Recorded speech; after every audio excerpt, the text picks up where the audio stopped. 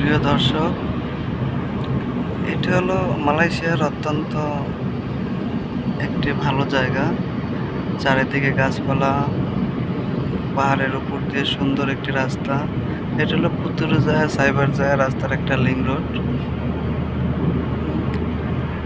এখানে যারা বসবাস করে তারা অক্সিজেন একদমই ক্লিনভাবে পায়।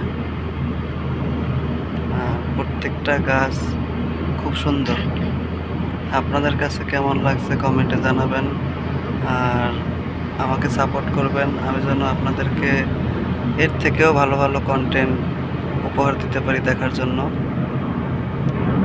আপনারা শুধু আমার চ্যানেলটা সাবস্ক্রাইব করে দেবেন, কপি লিঙ্ক করে দেবেন, শেয়ার করবেন।